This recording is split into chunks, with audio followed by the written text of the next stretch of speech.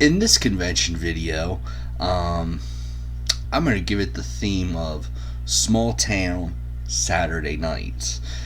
Uh, and this is convention that I'm covering is the Franklin County Convention. Okay.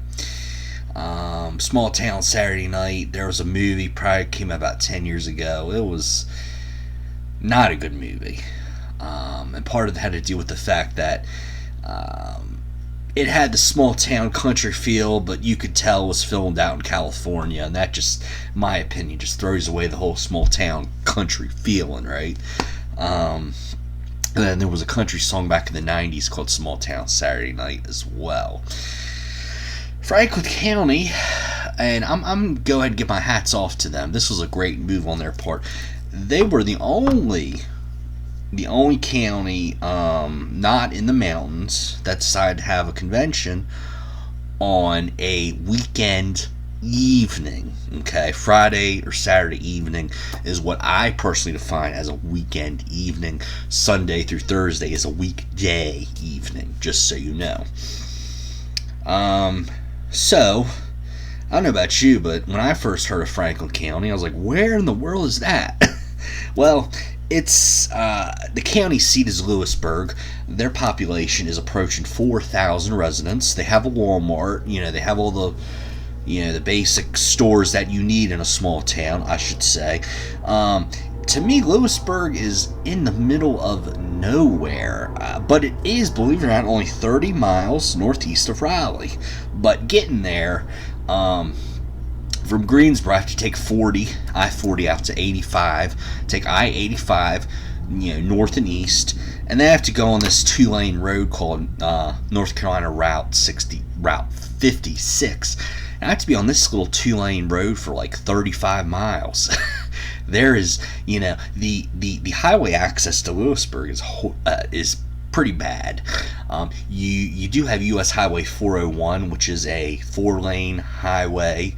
Not a interstate like 85 is, but still a 4-lane highway that comes in from the Raleigh area. But if you're coming to the Franklin County area from Greensboro or Winston-Salem or Durham or anywhere, west due southwest, yeah, you're gonna have to be on a 2-lane road for a while. Just so you know. Franklin County, because it's so close to Raleigh, even though it doesn't feel that way, the population of the county is 68,000.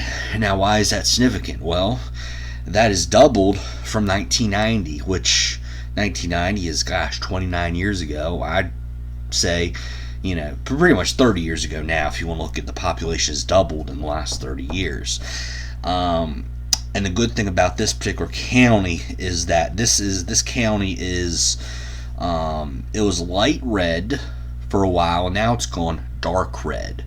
Why do I say that? Well, I'm looking at the numbers here. Mitt Romney won this county by 4 percentage points in 2012. Donald Trump won this county in 2016 by 11 points, so a +7 gain over that 4-year period, and hopefully this county will continue to go red as will continue to get darker and darker red because statewide you have Mecklenburg and Wake County are continuing to get bluer and bluer, so Republicans are going to have to offset those Democrat gains right there. Okay, so let me dig into the convention now, shall we? Franklin County Convention.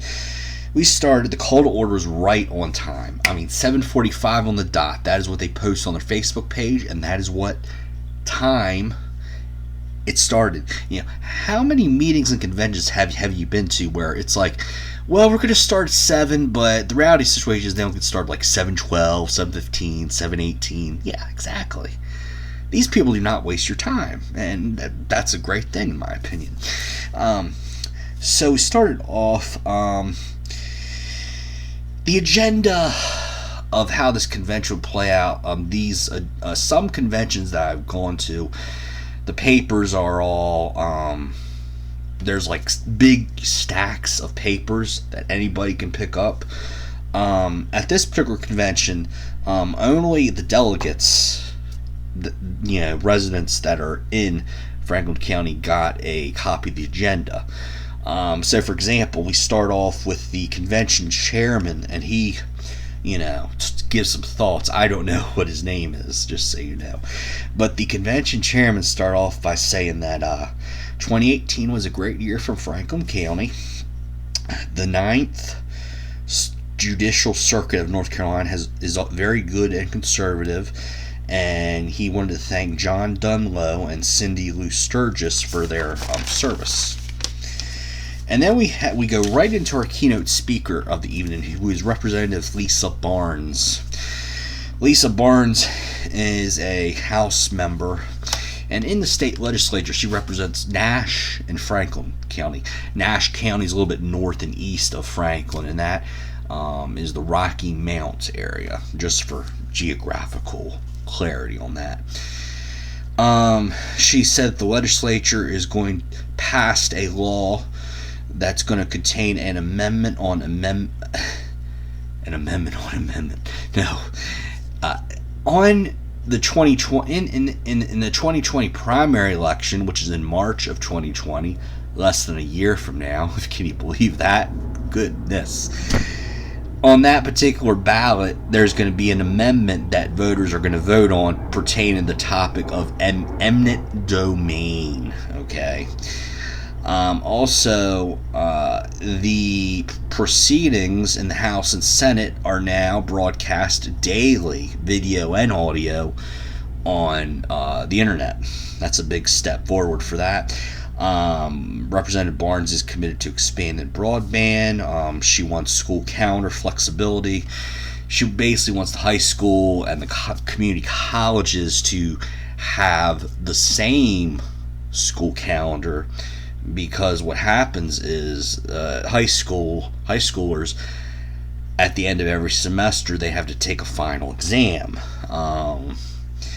Whereas at the community college level, you also have to take a final exam at the end of the semester. But the community college, they start back usually the middle of August, and they're out by usually no later than like December 15th, I think, with their finals and everything. So she wants, to have that the same system in place. And plus, if you're in high school, you can start getting used to the community college schedule too a lot better if you're already running on the community college schedule, I should say. She also is part of legislation that is going to teach civic responsibility in the high schools as well. By the way, just a little side note here. Representative Lisa Barnes, my opinion, has done a really good job. She was actually former county commissioner from Nash County, but she ran in a Republican primary against a good friend of mine named Glenn Bradley, and Glenn was at this convention, the Franklin County Convention, on this particular evening. Did not have a chance to talk to him. I'll admit, when I go to these conventions, I am very, I'm an introvert. Let me just admit that. So I go to these conventions, and I'm especially, it's not my home county or home district. I try to be as low profile as I possibly can. I'll come in, and I will always sit back row and let the delegates have as much space as they need. But I saw Glenn Bradley from a distance, and I'm glad he's there. And I'm also glad that the convention chairman honored him for his service in the legislature, as he served. Mr. Bradley served from 2011 until 2013. Unfortunately, he was redistricted out of his seat, and the person that led this redistricting effort is the current U.S. Senator Thom Tillis, who at that time was Speaker of the House. But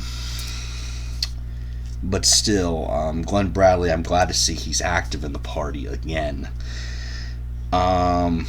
Then we have Senator John Alexander, the state senator, said the town of Bunn is going to have a referendum on the ballot sometime, I believe he said in November of 2019. But there's going to be a referendum to allow mixed drinks in restaurants. And one of the complaints that Senator Alexander has gotten from his constituents is that there's not enough restaurants in Bunn, or even not enough food places in the town of Bunn for his constituents to go to that allow the selling of mixed drinks. Okay. Now, at this time, we have the credentials report. And this county, very small county, the credentials report was very quick. There were 26 delegates and 14 guests for a grand total of 40 people who attended.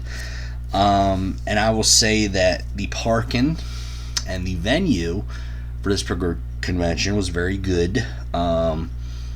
There was plenty of space in the building. People were on top of each other, like some other conventions I've been to. The venue was okay. It wasn't a courthouse setting.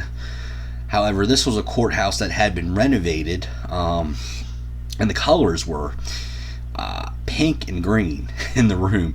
And I'm thinking, oh, well, this is renovated definitely back in the 90s. And as I left the convention that night, I see a plaque that says this courthouse was renovated in 1995. So there you go, mid-90s. Okay, now there was a point in the convention where the plan of organization was adopted without debate. And then we have a report from the resolutions committee. I'm going to read the names here. Jan M. Fink, Betty Jane Conklin, Robert C. Redmond. Okay, those three people were honored in memory. This is the part of the convention that's dearly departed. At the state convention every year they do this too. I think it's a very good thing. They just play some sort of somber music and they run the names on this big screen. Of course, here they just read 3 names of people who were active Republicans in the county and that had passed away in the past year. But also in a very classy, a very good move by Franklin County, they decide to honor Congressman Walter B. Jones. And note that Franklin County is not in Jones' district. Jones was the congressman from 1995 until last month, and he was in District 3. Franklin County's in District 2. But still, this is a great gesture by the Franklin County Republican leadership. And I, the conservative Pelican, want to salute them. Well done for that. And then there was an appreciation of service announcement for John J. Edwards. No, not the John Edwards, the disgraced Democrat. No, not that John Edwards. No. This is a good John Edwards. John J. Edwards. His appreciation of service was for helping maintain a website for the party, as well as help the party go through statistics, communications, and organizing events. Okay, and this resolution passed unanimously, I should say. Okay. Then we have officer elections. This is also going to be very, very, very uncontroversial, okay? Danny Pierce was elected the chairman by acclamation. What does that acclamation mean? It means the convention chair announces, or somebody from the convention floor nominates Danny Pierce. They say a few words about him, and then the convention chair says, any other nominees? And then somebody from the floor says, well, I make a motion that we nominate Danny Pierce by acclamation.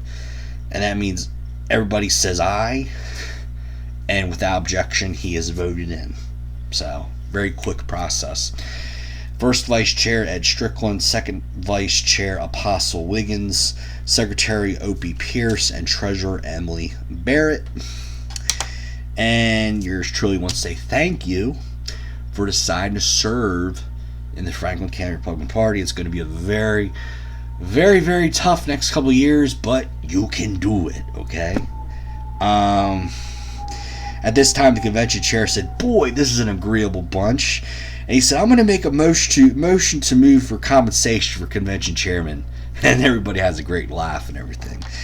Okay, so then there were 5 at-large members that were voted into the county executive committee. I don't have the names there. And then it should be noted that there were... How many delegates were there?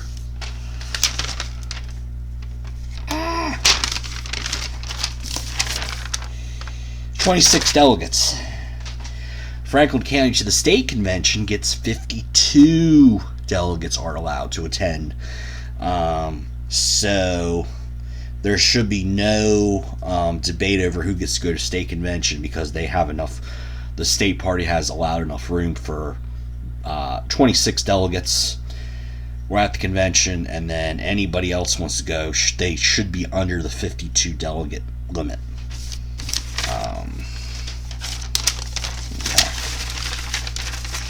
And a word about the state delegate limit. That is just mainly for organizational purposes. How many attend the convention every year?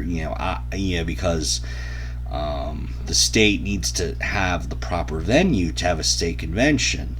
So this helps them say, okay, they put out a very generous number for each county. Almost all the counties are always under it. There's been a couple years where a county out in the mountains has actually maxed out their delegate count, but it's happened once in like the last 10 years. Pretty rare of them to do that. Okay. Now, Apostle Wiggins wants to speak on Chairman Robin Hayes' behalf. Robin Hayes is running for his 3rd consecutive term as chairman of the state Republican Party. And,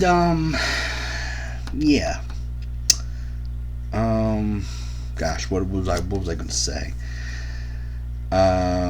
Apostle Wiggins is a black guy, okay? Why do I make a big deal about that? Well, because you need to watch my video on Vernon Robinson, okay?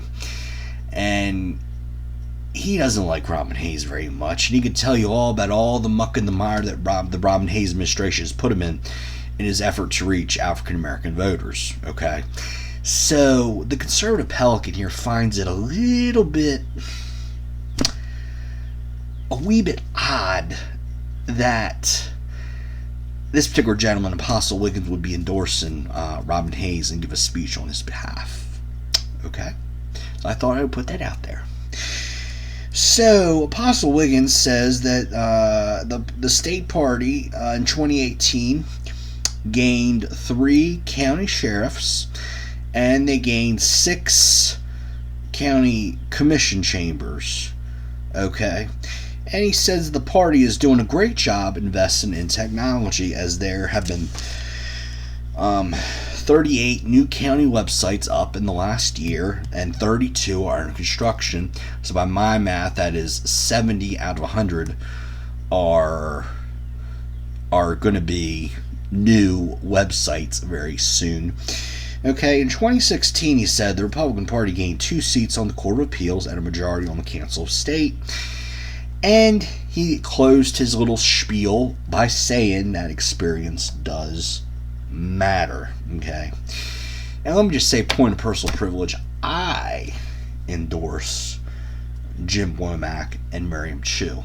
And as we get closer to the state convention in June, I'm going to do an endorsement video and tell you why I endorse Jim Womack and Miriam Chu, and why, if you're a delegate And a registered Republican need to come to the convention and vote for Womack and Chew. Okay, but right now I'm so heavily focused on these convention events right now, but we'll do it late May, sometime in there. Okay, now we hear a word from Alicia Lechte, who is the fiancée of our good friend Glenn Bradley. Okay, I thought she was going to give a speech endorsing Jim Womack. She kind of does, but these were her words as I transcribed them. She said that don't fall for rhetoric. She said in 2016, Hillary Clinton and all of the rhinos said that Trump didn't have the temperament or the experience to serve as president or do a good job as president. And guess what? Not only has he done the job, but he's done a good job at that. And she said this was based on what she heard in 2016. Also, what she heard, she went to the Cumberland County Convention down in Fayetteville area earlier that morning. So this was kind of she never mentioned Jim Womack's name, but I could see where she was coming from. She doesn't like Robin Hayes very much, neither do I. And yeah, there we go. Okay.